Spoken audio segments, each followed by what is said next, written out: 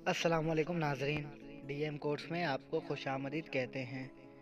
ناظرین، اس ویڈیو میں آپ سے دلچسپ اور سبق آموز واقعہ بیان کیا جائے گا، تو چلیے شروع کرتے ہیں آج کی ویڈیو۔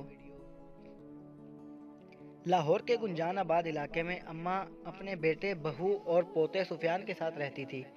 اماں کا پوتا سفیان بہت اچھا لڑکا تھا۔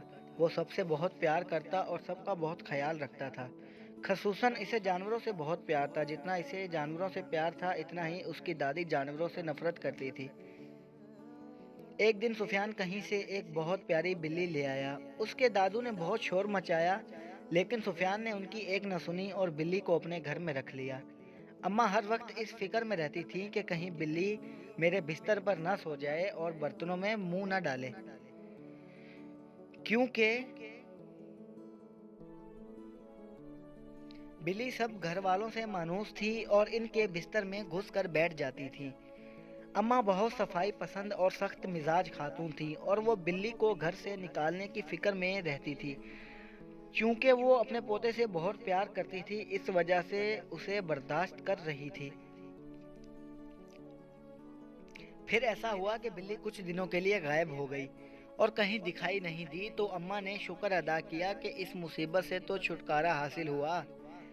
ایک دن اماں سو رہی تھی کہ ان کے کانوں میں ہلکی ہلکی میاؤں میاؤں کی آوازیں آنے لگی۔ اماں فوراً اٹھ کر بیٹھ گئی اور ارد گرد نظریں دوڑانے لگی۔ جب سارے کمرے کو متلاشی نظروں سے دیکھا تو ایک کونے میں بلی اپنے دو ننھے منھے بچوں کے ساتھ بیٹھی ہوئی نظر آئی۔ اماں انہیں دیکھ کر آگ بگولا ہو گئیں۔ ایک بلی کو تو برداشت کیا تھا، اب یہ دو اور مصیبتیں بھی نازل ہو گئیں۔ اب تو میں انہیں ایک دن کے لیے بھی گھر میں برداشت نہیں کروں گی۔ اماں نے ڈنڈا اٹھایا اور بلی کو مارنے لگی۔ بلی کے بچے ڈر کے مارے ادھر ادھر بھاگنے لگے۔ اماں کو یہ اندازہ نہیں ہو سکا کہ بلی سخت بیمار ہے اور وہ مار کھا رہی ہے، لیکن بھاگنے کی کوشش نہیں کر رہی اور نہ ہی اپنے بچوں کی طرف بھاگ رہی ہے۔ اماں نے بلی کو اتنا مارا کہ وہ زمین پر لیٹ کر تڑپنے لگی اور اماں کی طرف اداس نظروں سے گھورنے لگی۔ اس کی آواز بھی نہیں نکل رہی تھی۔ اماں نے دونوں بچوں کو ایک شاپنگ بیگ میں ڈالا اور اپنے گھر سے تھوڑے فاصلے پر بنے ہوئے ایک خالی گھر میں چھوڑ آئیں، جو بھی زیر تعمیر تھا اور اس میں کوئی نہیں رہتا تھا۔ بلی کو سخت بخار تھا، اسے اپنے بچوں کا کچھ ہوش نہیں تھا۔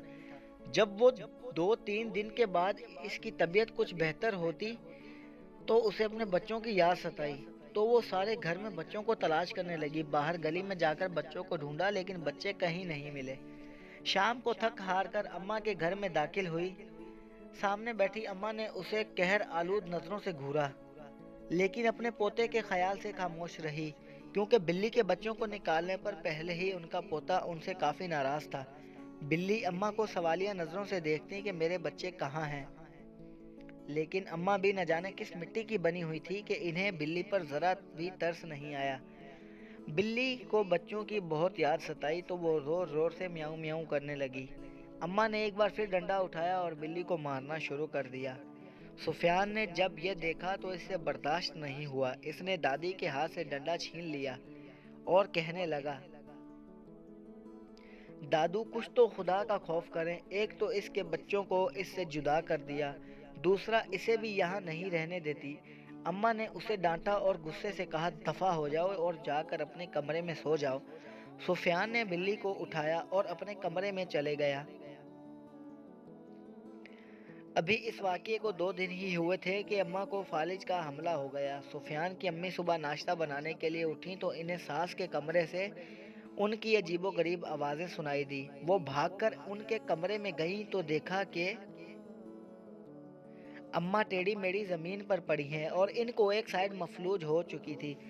بار بار سر اوپر اٹھا رہی تھی لیکن اٹھ نہیں سکتی تھی۔ اتنے میں سفیان بھی کمرے میں آ گیا۔ دونوں نے مل کر اماں کو اٹھایا اور بستر پر لٹا دیا۔ سفیان نے اپنی امی جان سے کہا، یہ بلی کو مارنے کی سزا ہے۔ سفیان کی امی کہنے لگی، چھوڑو ان باتوں کو، پہلے ڈاکٹر کو بلاؤ۔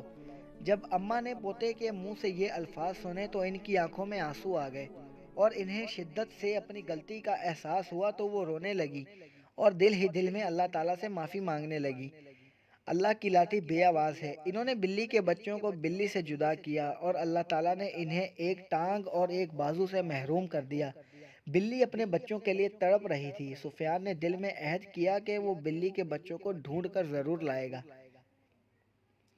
وہ گھر سے نکل کر مختلف جگہوں پر بلی کے بچوں کو تلاش کرنے لگا۔ آخر اسے بلی کا بچہ ایک خالی پلاٹ پر اچھلتا کودتا دکھائی دیا۔